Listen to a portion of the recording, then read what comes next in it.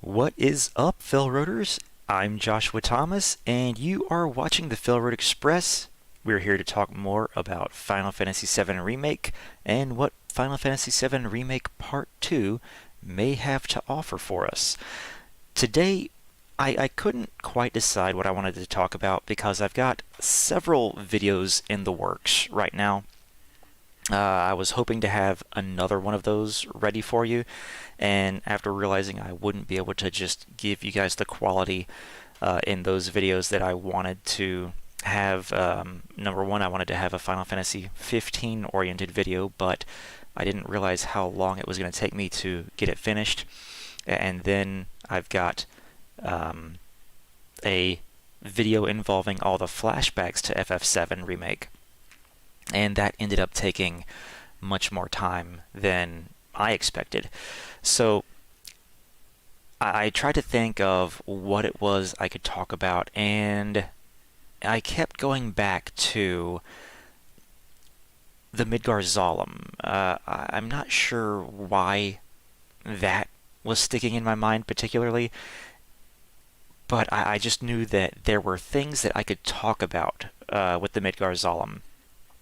And I feel like in part 2, I mentioned this in my original predictions video about what the chapters would be like for part 2. And if you've got any comments, feel free to leave them in the comments section.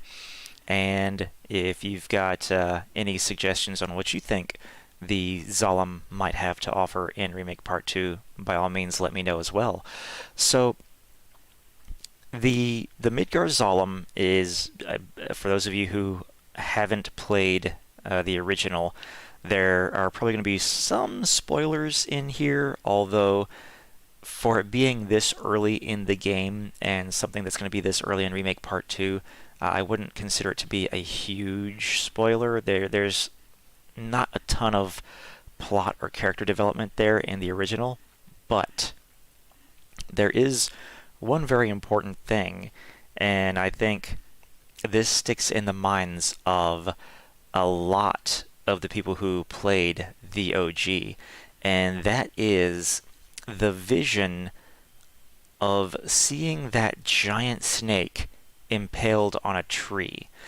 The reason that's important is because that just shows the power that Sephiroth contains, that he possesses.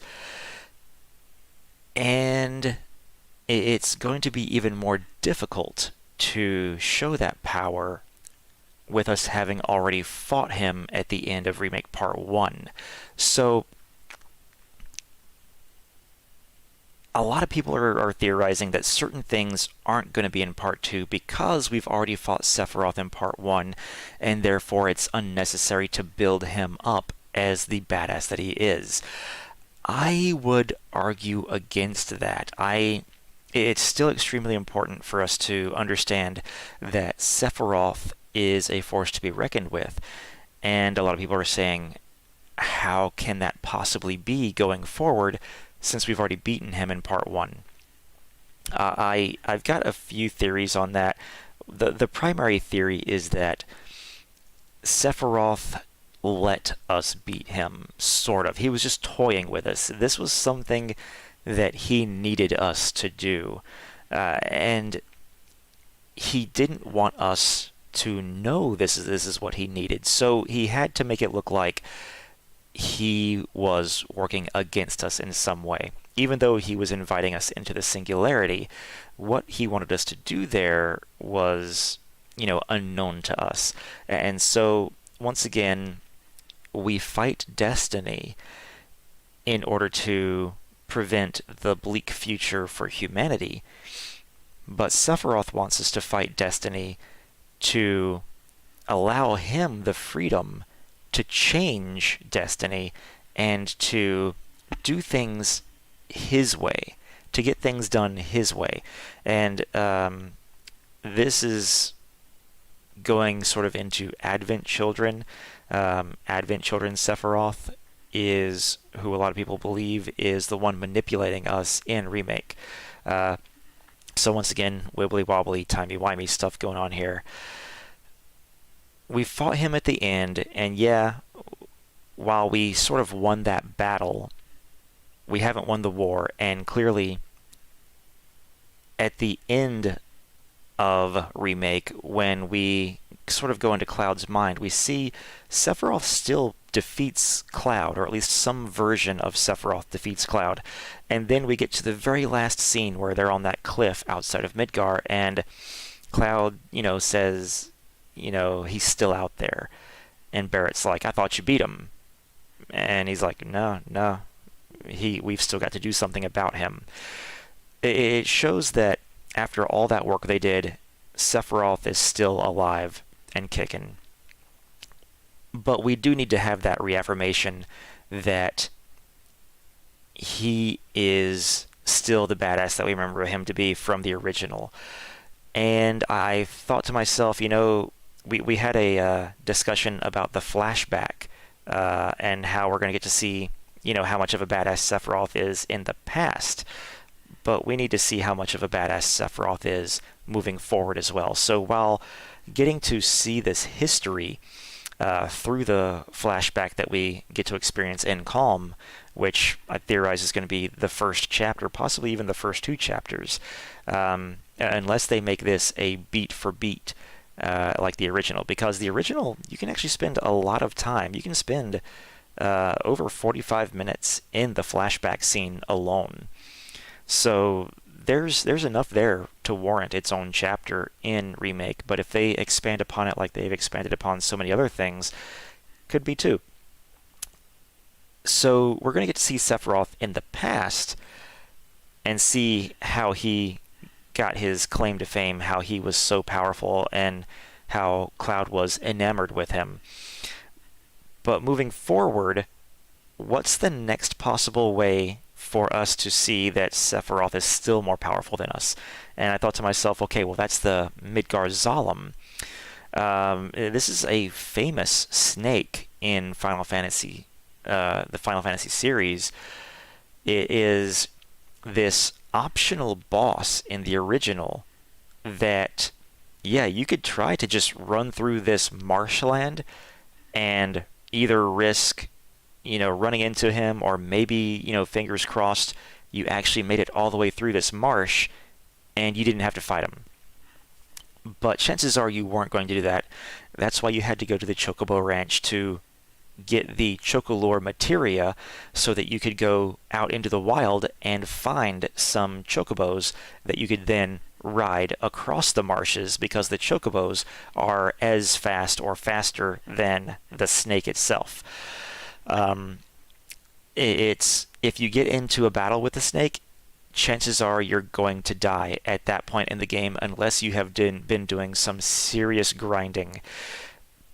Which at that point, the grinding is you've got to do, like I said, you'd probably have to do over an hour's worth, maybe a couple hours of grinding to get your characters to a level where you can beat the snake somewhat easily. This snake is not designed for you to be able to confront him at that moment in the game. This snake is designed to be so terrifying that it is almost unbeatable at that point without grinding. So this is the way that we can see the might of Sephiroth, because famously, when you get past that marsh and you're at the mouth or the entrance to the Mithril Mine, the first thing you see is a Midgar Zolom impaled on a giant tree. And you know that this is the work of Sephiroth. And at this point, you haven't seen Sephiroth in present day. You've only witnessed him through the flashback. So in the original, not only do you see his might and power in the flashback, but you also see him single-handedly defeat a snake that you as a party could not defeat.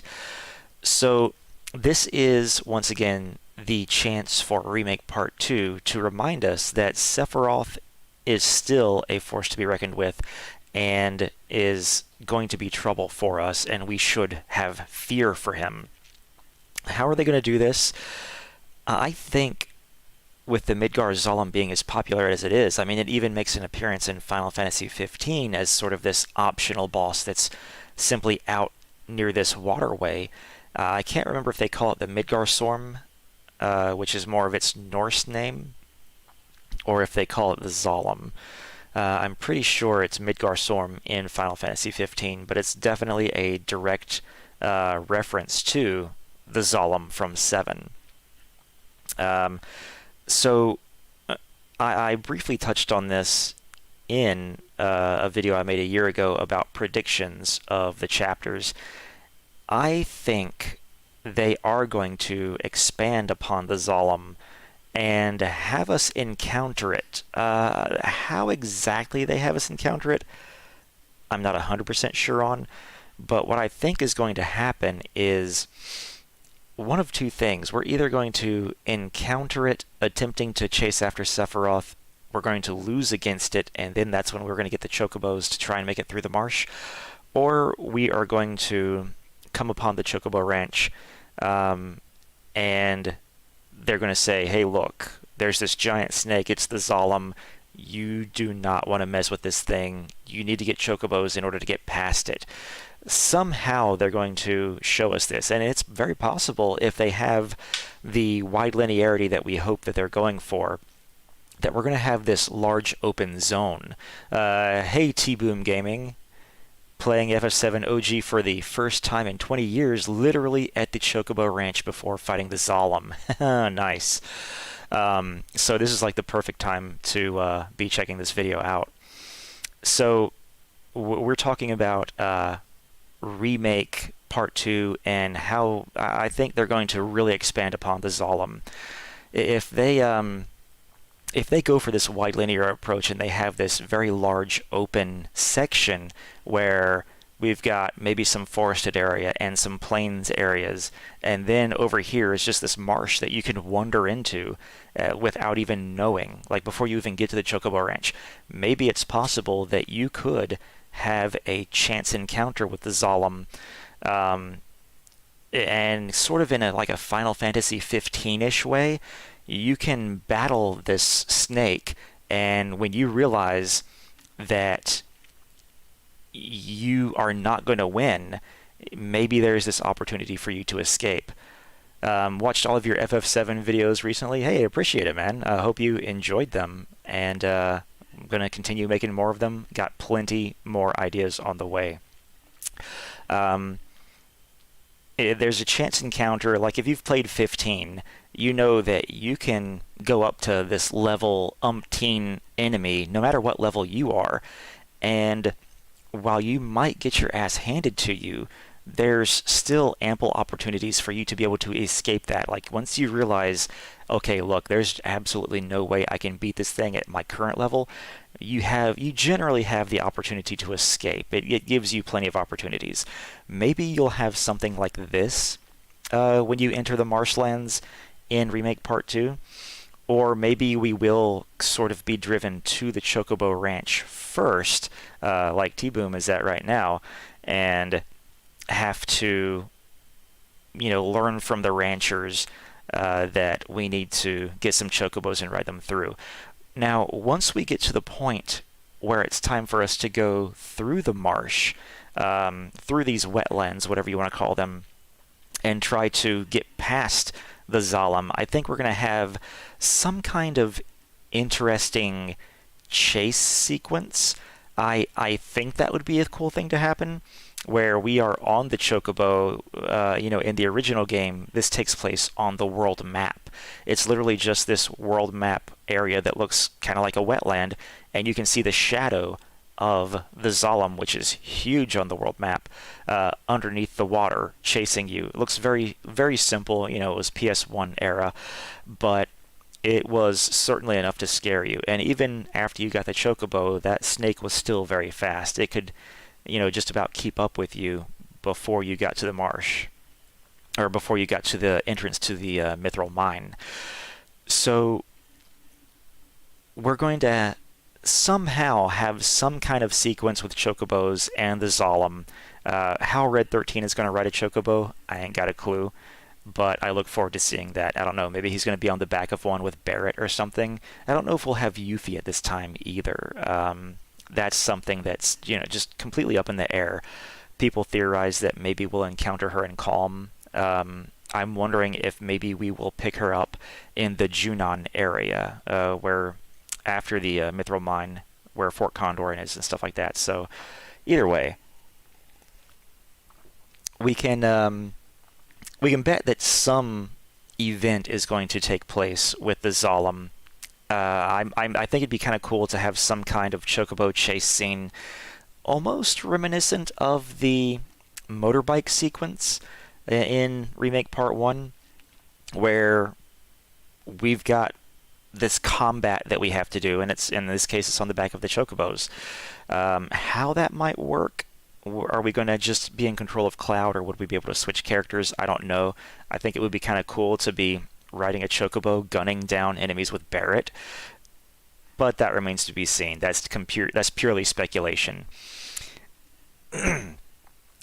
But either way, whether we encounter the Zolom before we get chocobos or after we get chocobos, I think there is going to be some kind of boss battle where we have to fight this Zolom.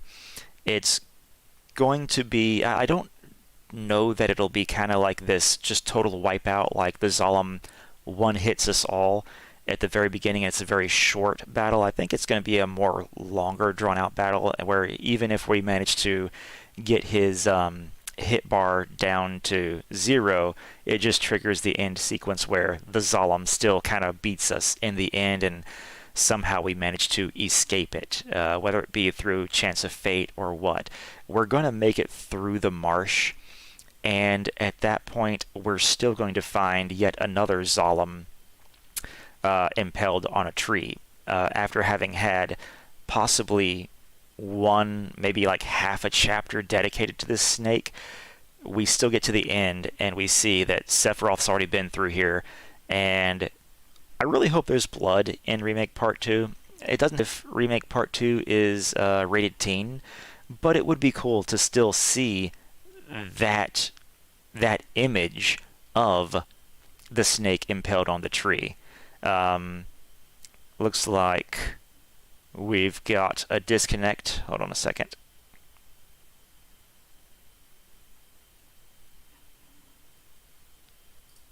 There we go. Looks like looks like we're back. So anyway, we'll round out the video shortly here, because once we get to that area, once we see the snake impaled on the tree again, that's just a reaffirmation that the Sephiroth that we are against in this part of Remake Part 2 is still a force to be reckoned with. So let me know what you guys think. Leave a comment in the comment section during our live chat. We're gonna bring it to an end here, and I'll just briefly tell you guys that for the future videos, we've got basically a writer's perspective of Final Fantasy VII. That's actually what I was typing up right before this live stream.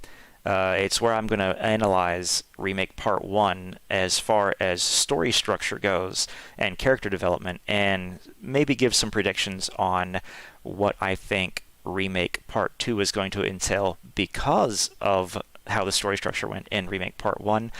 Also going to talk about the flashbacks. What I'm going to do is I'm going to line up all the flashbacks in chronological order, and then let you just watch those all the way through, and we'll go over them. And then I've also got one where I'm going to compare 15 once I've finished it, and FF7R Part 2, and say, what can we learn from 15 going into Part 2? So that's what we've got going on. T-Boom Gaming, thanks for leaving a couple of comments during the live stream. Hope you guys enjoyed this. I've got more board game and video game videos coming soon. In fact, we filmed a board game video just today that I'll be editing this week. So, hope you enjoyed this. Be sure and watch these other Final Fantasy VII related videos, and I'll check you next time.